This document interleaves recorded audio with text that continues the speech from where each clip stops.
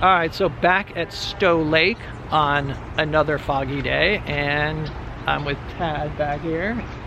So I'm gonna paint a scene that I've done before. I'm gonna make something of this scene right here, and I'm painting on a 16 by 24 inch panel, so it's gonna be a little bit wider of a view.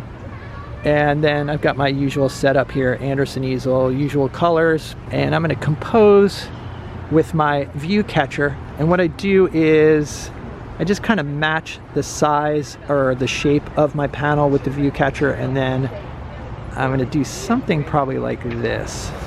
So Tad, do you have your composition worked out too? I really am struggling. I don't know what I'm doing.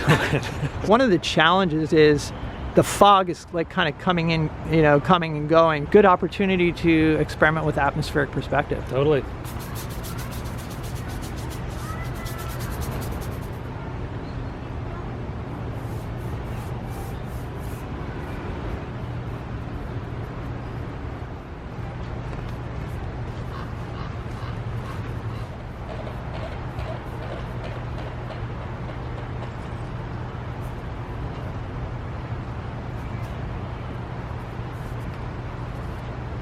So do you have your compositional idea worked out here?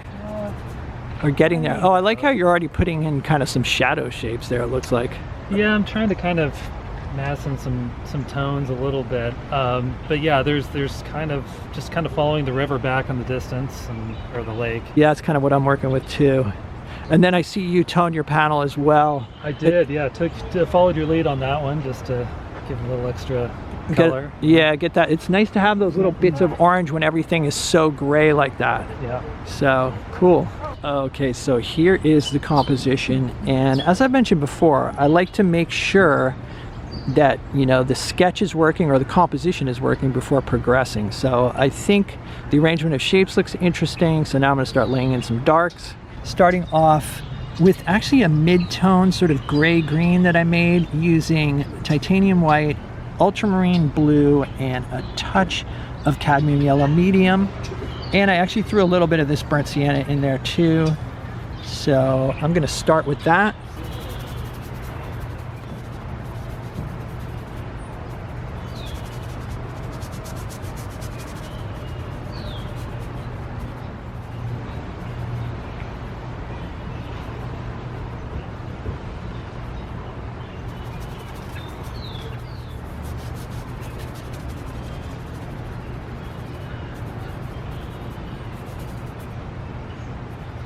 Okay, so for the dark portion of the water, I am going with another green mixture. This is ultramarine, a little bit of cad yellow medium, and then I'm mixing in some alizarin crimson to kind of gray it down a bit.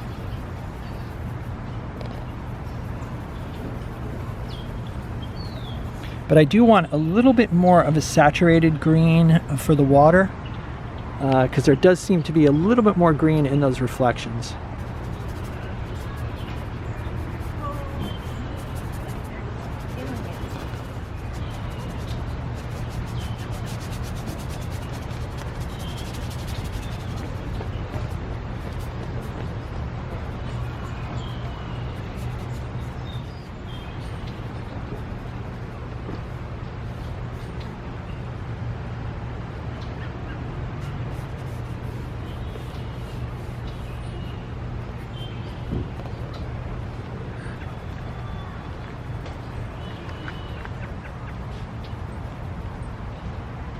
For the sky color, I'm starting off with titanium white, a touch of ultramarine blue, and a little bit of yellow ochre.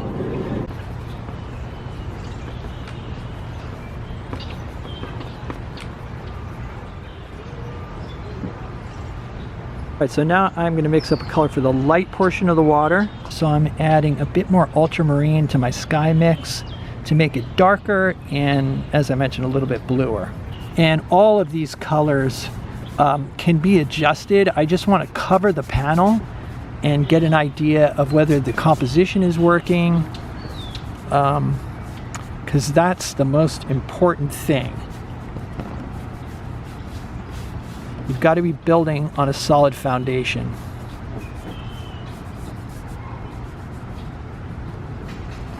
Okay, so there's the block in. I'm gonna kind of refine the colors and values again to try to create a sense of depth. Just want you to see this is like super, super loose.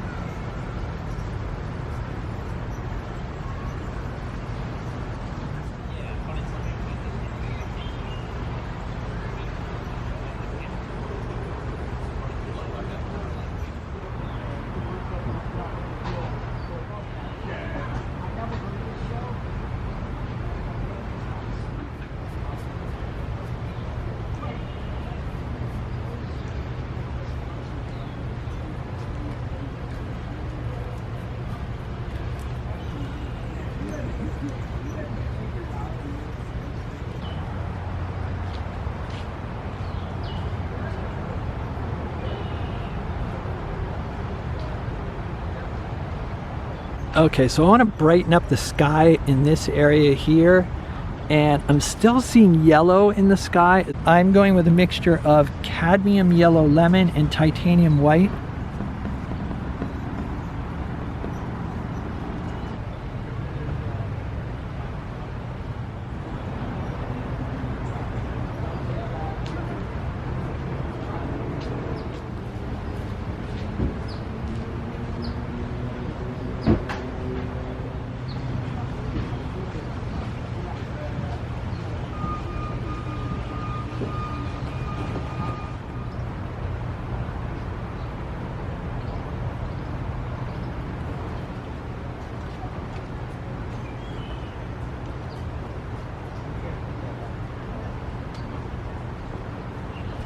All right, looking good. Strong light pattern in the water, and cool, good sense of depth and everything too. Cool. Yeah, nice. Thank you. All right, so as I mentioned, I was experimenting with atmospheric perspective, which is cooling down and lightening the value of distant objects to make them recede in the picture plane, so to create a sense of depth.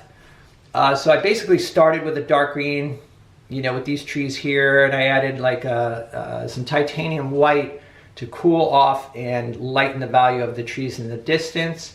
And I think it did work. I mean, I think it created a sense of depth and also, you know, a feeling of like fog and atmosphere.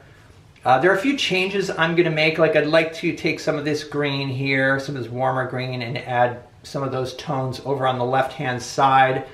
And then maybe further define, there's like a little bit of a lack of definition in this grouping of trees here. I like this main cypress. I think it needs a little bit more definition. And then, like I said, this group of trees right here, maybe some further definition there. I mostly used Princeton 6300 synthetic flat to apply the paint. And I tried to just use simple loaded strokes. You know, I wanted those strokes to be visible, and then along the edge of the reflection here where the sky and the trees are reflecting in the water, I softened that edge using a combination of vertical and horizontal strokes. So that's it.